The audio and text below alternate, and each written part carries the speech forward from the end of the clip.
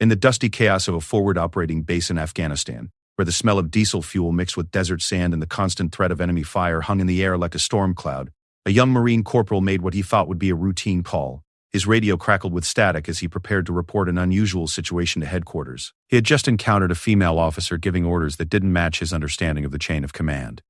With the confidence that comes from thinking you know better, he keyed his radio and said the words that would change everything he thought he knew about leadership, respect, and assumptions. "Command, we've got a situation here. There's some woman trying to take charge of operations. Should I tell her to step back and wait for real authority?" The silence that followed lasted only seconds, but it felt like an eternity. When the response came through his earpiece, every word was crystal clear, spoken with the kind of authority that makes mountains move and soldiers snap to attention. "Corporal, that woman is your commanding authority. You're speaking to a 2-star general, and you better start acting like you understand what that means." In that moment, everything this Marine thought he knew about leadership, gender, and military hierarchy crumbled around him like a house of cards in a hurricane. This is the story of how one conversation changed not just one soldier's perspective, but rippled through an entire base, challenging decades of assumptions and proving that real leadership doesn't care about your expectations. The scorching Afghan sun beat down mercilessly on forward operating base Phoenix, a sprawling collection of concrete barriers, prefabricated buildings, and military vehicles that had become home to over 3,000 American service members. Corporal Jake Martinez wiped the sweat from his forehead as he guided a convoy of supply trucks through the main gate, their engines roaring against the backdrop of distant helicopter rotors and the occasional crack of small arms fire from training exercises. Jake had been in Afghanistan for 8 months, long enough to develop the seasoned confidence that comes with surviving multiple patrols and firefights. At 23, he carried himself with the swagger of someone who believed he understood how the military worked. Men led, women supported, and the chain of command flowed in predictable patterns that made sense to him.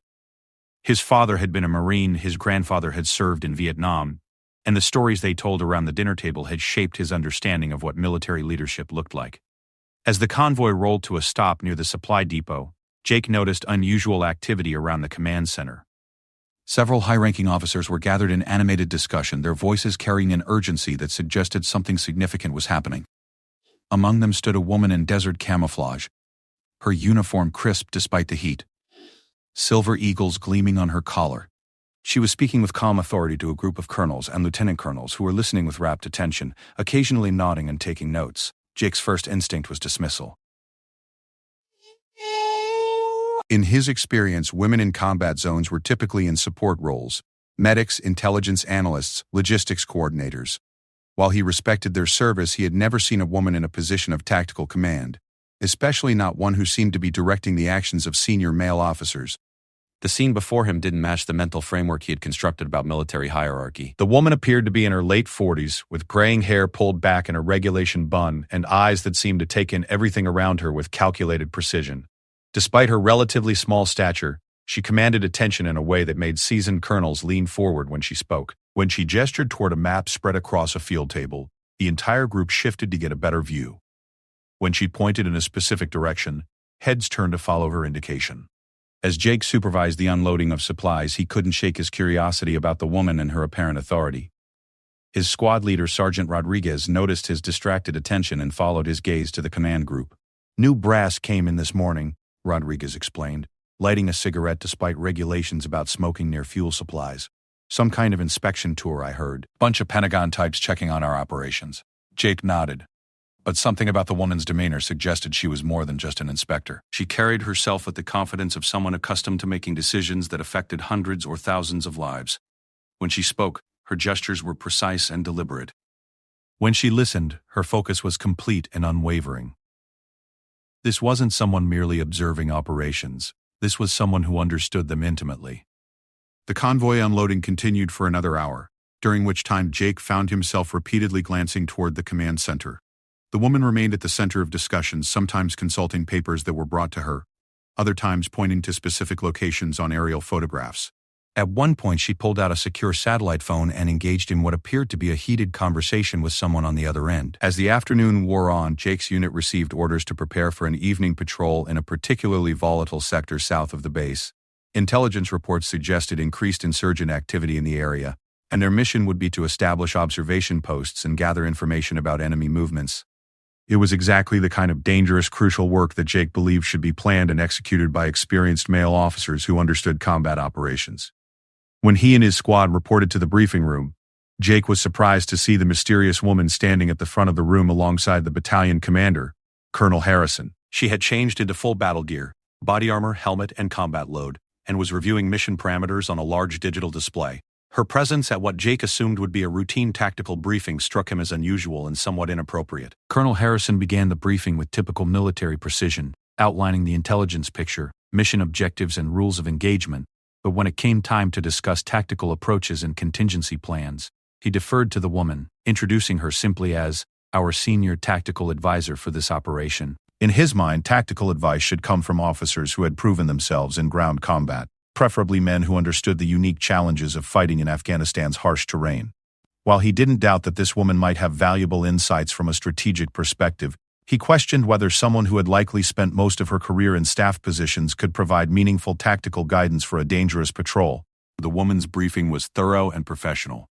She had clearly studied the terrain, understood the enemy's tactics, and possessed detailed knowledge of the local population dynamics. Her questions to the patrol leaders were sharp and relevant, focusing on contingencies and alternative courses of action that Jake had to admit were important considerations.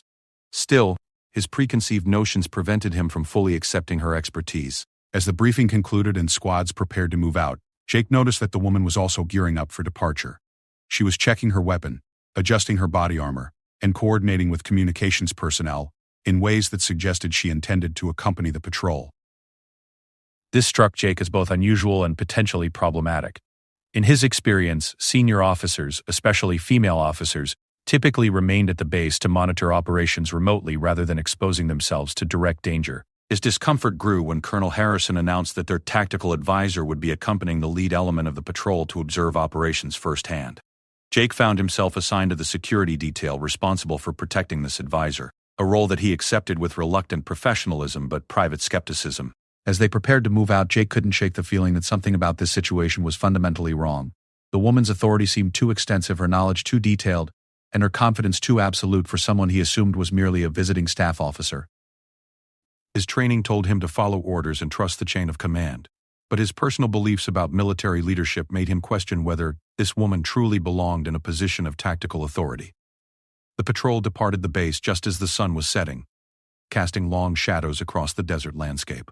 Jake's Humvee carried the woman and her small personal security detail, while he served as the vehicle commander responsible for her safety.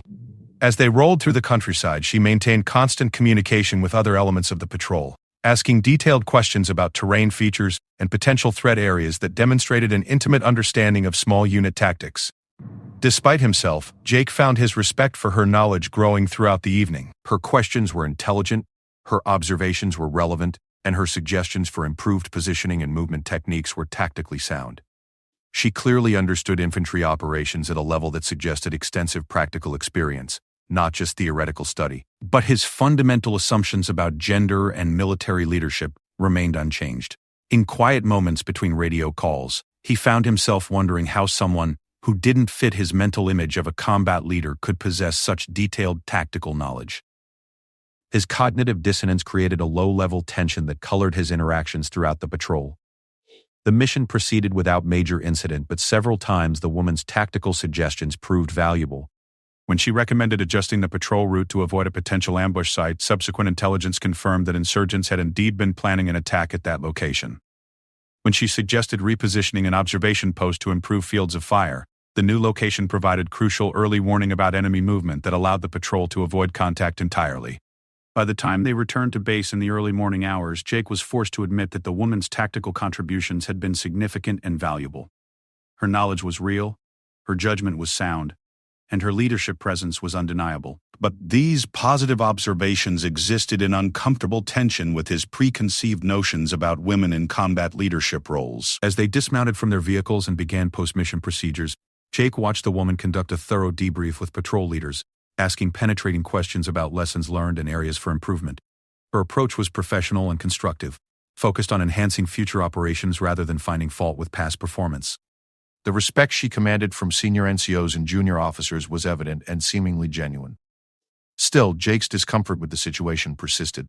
Everything he had been taught about military hierarchy and gender roles suggested that this woman's authority was somehow illegitimate regardless of her apparent competence.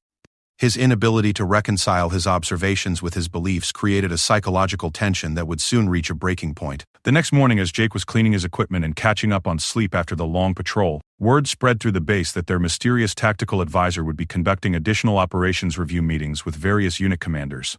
Her presence was becoming more prominent, and her influence more apparent, factors that only increased Jake's confusion about her true role and authority.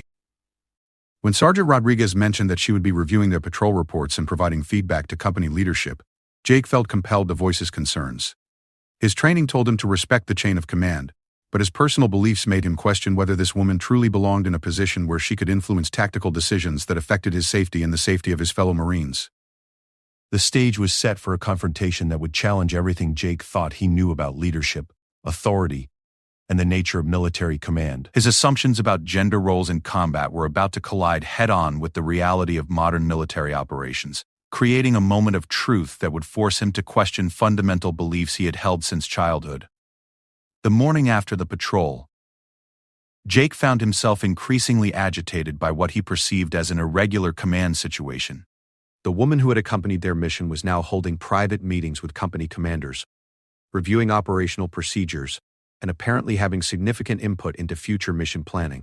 To Jake's way of thinking, this represented a fundamental breakdown in proper military order. As he sat in the mess hall, picking at his breakfast of powdered eggs and lukewarm coffee, Jake listened to other Marines discussing the previous night's mission.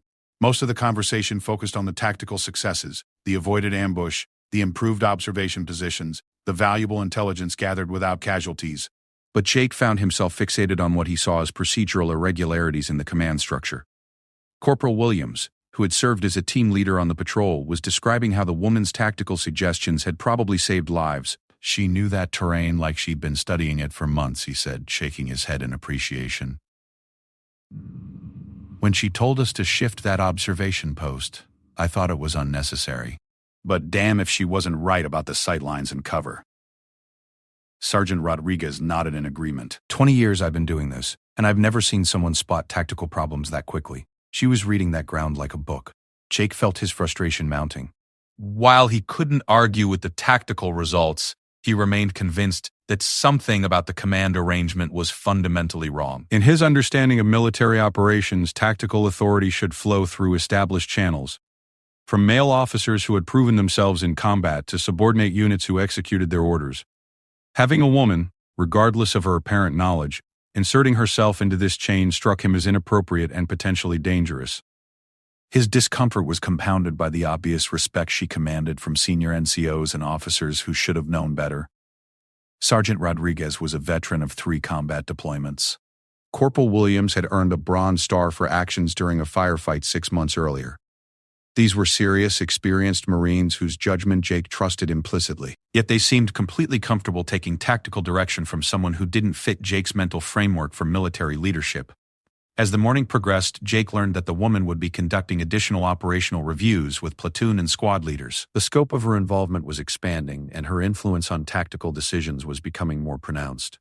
When Sergeant Rodriguez mentioned that she wanted to interview team leaders about their experiences during the previous night's patrol, Jake felt compelled to act. His opportunity came during the afternoon, when he was assigned to radio watch in the communications center. The woman had requested detailed reports from all patrol elements, and Jake was responsible for coordinating the transmission of these documents to her temporary office in the command building. As he prepared the communications package, he made a decision that would change everything. Instead of simply forwarding the reports as instructed, Jake decided to call headquarters and clarify what he believed was a confused command situation. In his mind, he was performing a service to military order by identifying and correcting an apparent breakdown in proper authority channels.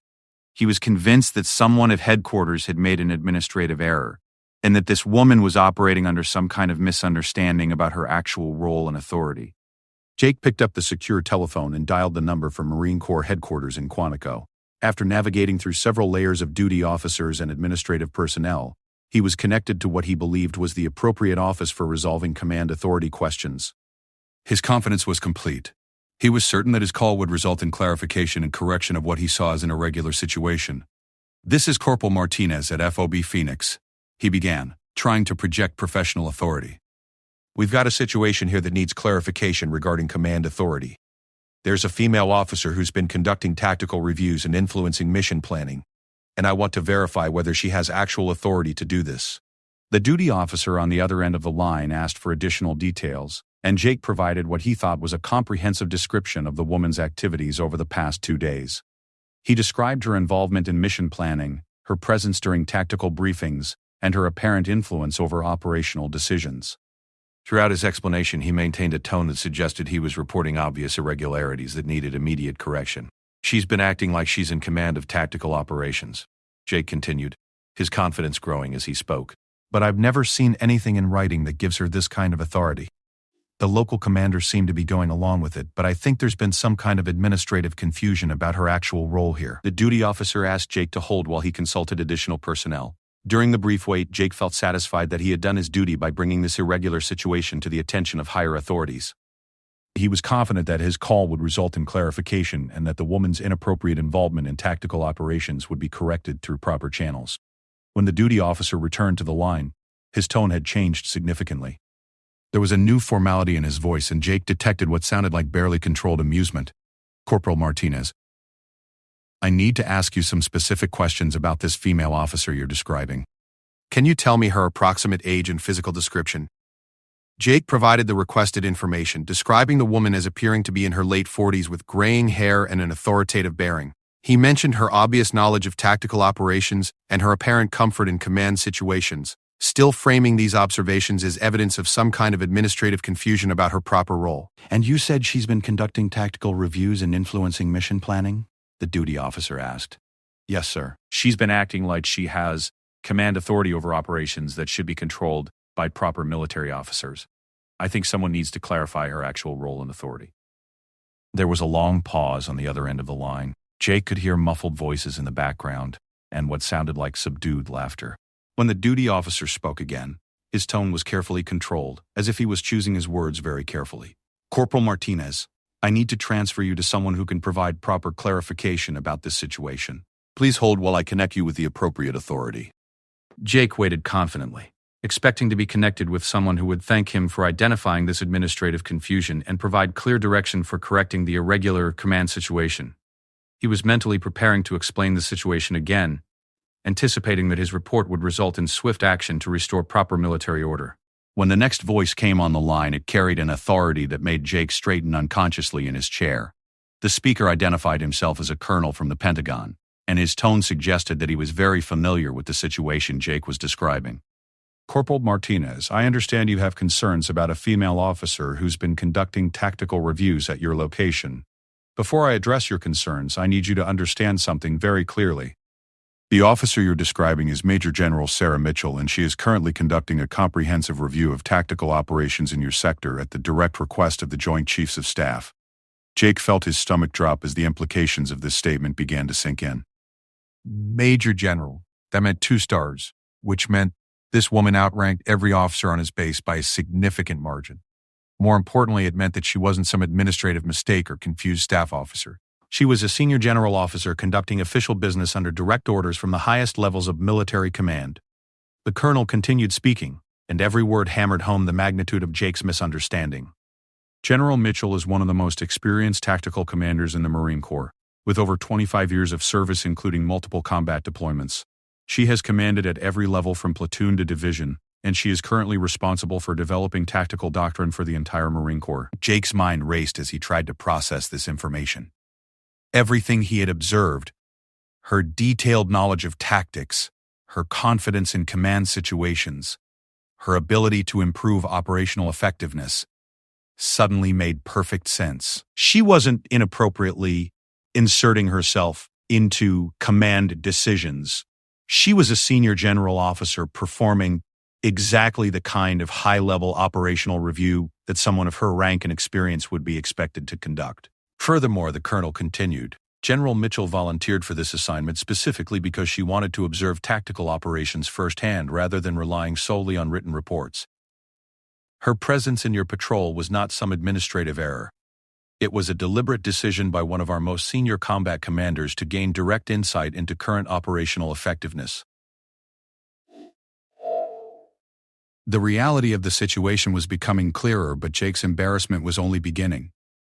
He had not only questioned the authority of a two-star general, but he had done so based on assumptions about gender rather than any actual understanding of her qualifications or assignment.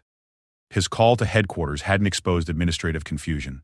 It had exposed his own fundamental misunderstanding of military hierarchy and his prejudiced assumptions about women in leadership roles.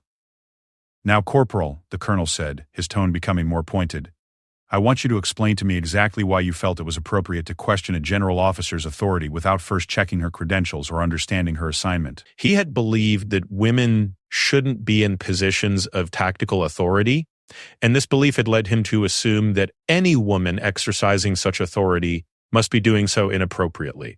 Now, he was being forced to confront the fact that his assumptions were not only wrong, but had led him to challenge the authority of one of the most senior officers in his service. I didn't realize her rank, sir," Jake managed to say, knowing that this explanation was woefully inadequate. "You didn't realize her rank," the colonel repeated flatly. "Corporal General Mitchell's rank insignia are clearly visible on her uniform. She's been introduced as a senior tactical advisor. She's demonstrated extensive knowledge of military operations. What exactly led you to conclude that she lacked proper authority?" Jake couldn't answer honestly without admitting that his assumptions had been based solely on gender. He had seen a woman in a position of authority and assumed it must be inappropriate regardless of any evidence to the contrary. His prejudices had blinded him to obvious indicators of her legitimate command position. The silence stretched uncomfortably as Jake searched for words that would explain his actions without revealing their true motivation. Finally, the colonel spoke again, his tone carrying a mixture of disappointment and incredulity. "Corporal Martinez, General Mitchell has served with distinction in combat operations in Iraq and Afghanistan. She has commanded infantry battalions under fire, planned and executed complex tactical operations, and earned the respect of Marines at every level of command. The idea that her authority is somehow questionable because of her gender is not only wrong but insulting to one of our most capable senior officers." Jake realized that his silence had already revealed the true nature of his assumptions. The colonel had correctly identified that gender bias was the real motivation behind his call, and there was no way to deny or minimize this reality. He had challenged a general officer's authority based solely on prejudice, and now he was being forced to confront the implications of his actions. The conversation continued for several more minutes, during which the colonel made it clear that Jake's behavior was unacceptable and would have consequences. But more importantly, Jake was beginning to understand the magnitude of his misunderstanding about military leadership and the danger of making assumptions based on personal prejudices rather than observable facts. When the call finally ended, Jake sat in stunned silence, trying to process what had just happened. He had not only embarrassed himself, but had insulted one of the most senior officers in his service. Worse, he had done so based on prejudices that he was now forced to acknowledge were completely unfounded. Jake sat in the communication center for nearly an hour after the devastating phone call, staring at the radio equipment without seeing it. His hands trembled slightly as the full implications of his mistake began to sink in. He had not only questioned a two-star general's authority, but he had done so based on prejudices that now seemed childish and ignorant. The confident Marine who had made that call no longer existed. In his place sat someone who was beginning to understand how little he actually knew about leadership, respect, in the modern military. The first person to notice Jake's distress was Corporal Williams, who entered the communications center to check on routine message traffic. Williams took one look at Jake's pale face and obvious agitation and immediately recognized that something serious had happened.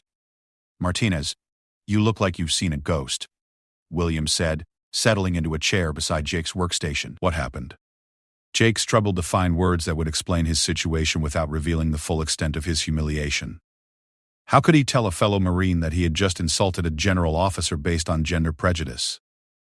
How could he admit that his understanding of military hierarchy had been so fundamentally flawed?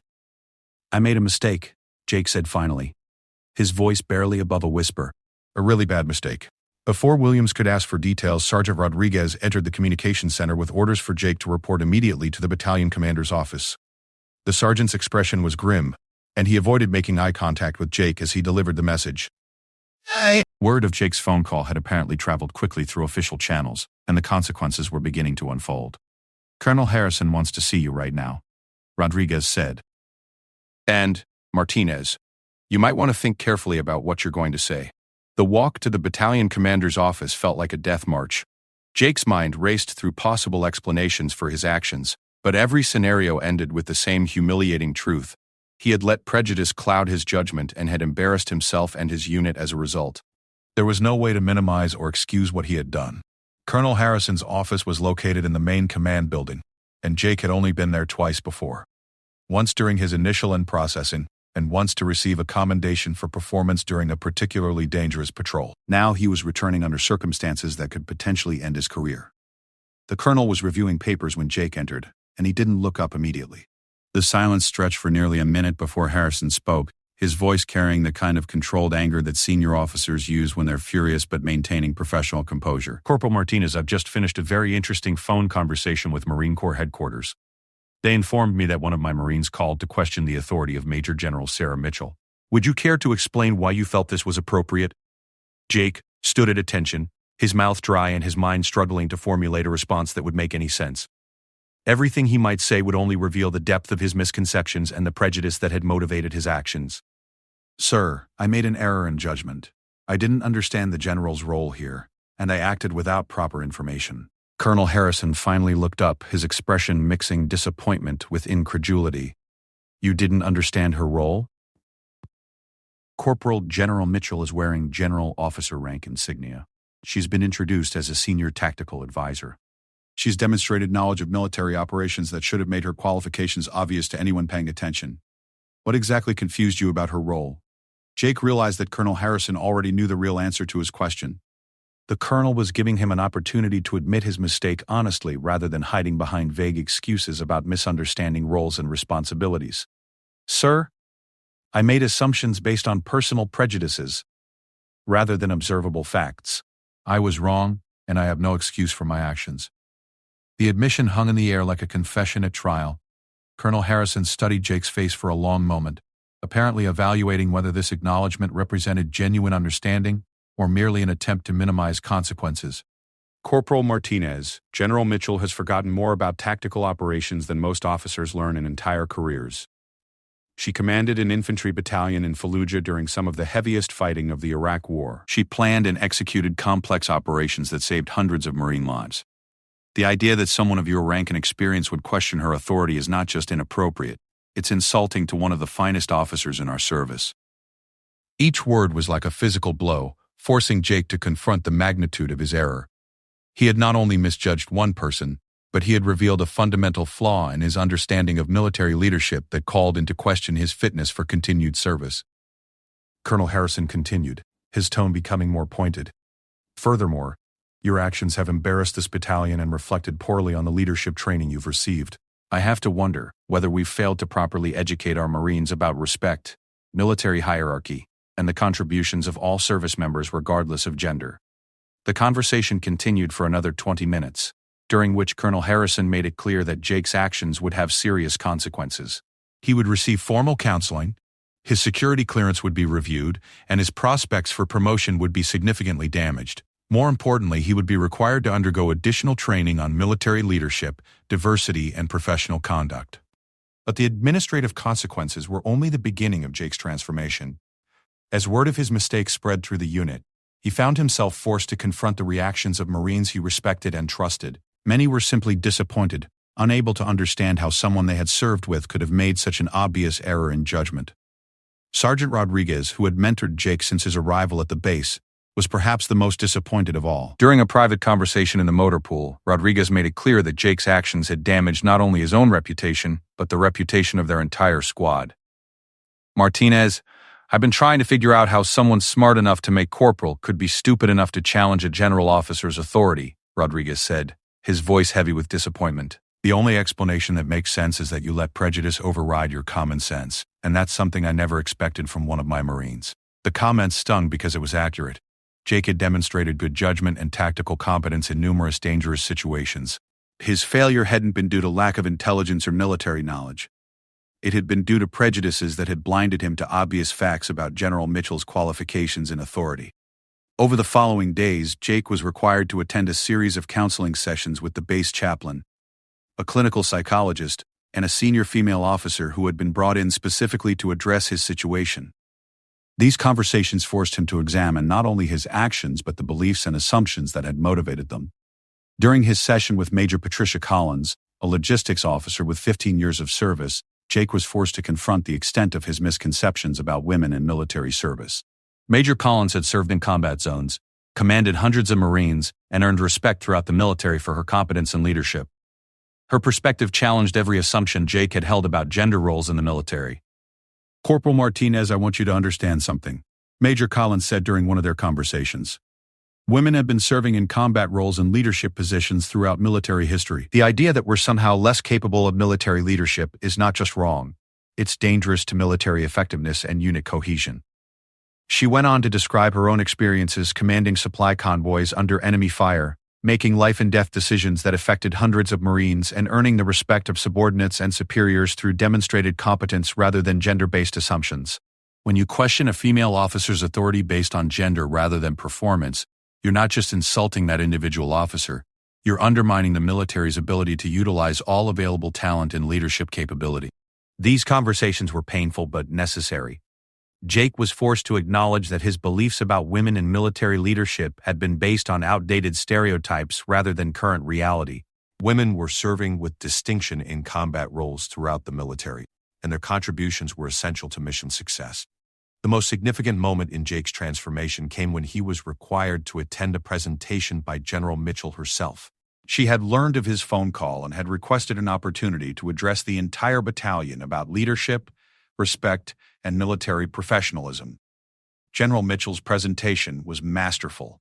She spoke about her own career progression, the challenges she had faced as a woman in a male-dominated profession, and the importance of evaluating leaders based on competence rather than gender. Her knowledge of military history, tactical doctrine, and leadership principles was impressive by any standard. But more importantly, she demonstrated the kind of character and professionalism that Jake had failed to recognize during her initial visit. Rather than using the opportunity to embarrass Jake or criticize his unit, she focused on education and understanding. She acknowledged that changing attitudes about gender roles in the military was an ongoing process that required patience and commitment from all service members. "I've encountered skepticism about female leadership throughout my career," General Mitchell said during her presentation. "Some of it has been based on legitimate concerns about physical capabilities or unit cohesion, but much of it has been based on assumptions and stereotypes that have no basis in reality." She went on to describe specific examples of female Marines who had demonstrated exceptional leadership under combat conditions, including several who had saved lives through tactical competence and personal courage. Her examples were concrete and compelling, making it impossible to dismiss female military leadership as somehow inferior or inappropriate. Following the presentation, General Mitchell requested a private meeting with Jake. This conversation was perhaps the most difficult of his military career, but also the most important for his personal growth and development. "Corporal Martinez, I understand that you called headquarters to question my authority," General Mitchell said, her tone professional but direct. "I want you to explain to me what led you to believe that this was appropriate." Jake struggled to find words that would honestly explain his actions without sounding defensive or minimizing his mistake. Finally, he decided that complete honesty was the only appropriate response. "Ma'am, I made assumptions based on gender, rather than observing your actual qualifications and performance. I let personal prejudices override my professional judgment, and I was completely wrong." General Mitchell studied his face for a moment, apparently evaluating his sincerity. "Corporal, I've been in situations where my authority was questioned because of my gender more times than I can count. Usually those challenges have come from people who focused on what they expected to see rather than what was actually in front of them." She went on to explain that effective military leadership required the ability to evaluate people based on their capabilities and performance rather than superficial characteristics. Gender, race, age, and other personal attributes were irrelevant to tactical competence and leadership ability. The military's strength comes from utilizing the best talent available, regardless of where that talent comes from, she explained. "When you let prejudice influence your judgment about leadership capability, you weaken the entire organization." The conversation continued for nearly an hour, during which General Mitchell demonstrated the kind of patience and professionalism that Jake now realized he should have recognized from the beginning. She was clearly a highly competent senior officer who deserved respect based on her rank, experience, and demonstrated capabilities. By the end of their meeting, Jake understood that his mistake had been both serious and revealing. He had not only insulted a general officer, but he had demonstrated that his understanding of military leadership was fundamentally flawed. His assumptions about gender roles had prevented him from recognizing obvious indicators of competence and authority. The weeks following this encounter were a period of intense self-reflection and learning for Jake. He read extensively about military history, leadership theory, and the contributions of women in military service. He sought out conversations with female Marines and officers, trying to understand perspectives that he had previously ignored or dismissed. Most importantly, he began to evaluate people based on their actions and capabilities rather than his preconceived notions about what military leaders should look like. This change in perspective improved not only his interactions with female service members, but his overall effectiveness as a Marine. The transformation was gradual but significant. Jake's performance evaluations improved, his relationships with fellow Marines became more positive, and his understanding of military professionalism deepened considerably. The humiliation of his mistake had been painful, but the learning that resulted from it made him a better Marine and a better person.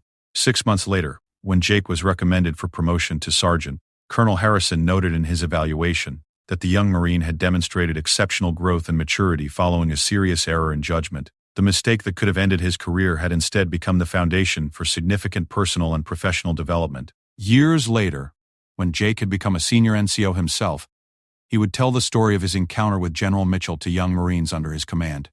He used his own mistake as a teaching tool, helping others understand the importance of evaluating leaders based on competence rather than stereotypes. The lesson he had learned was simple but profound. Real leadership has nothing to do with gender, race, or physical appearance. It has everything to do with competence, character, and the ability to inspire others to achieve difficult objectives. General Mitchell had demonstrated all of these qualities from the moment she arrived at the base, but Jake's prejudices had prevented him from recognizing what should have been obvious.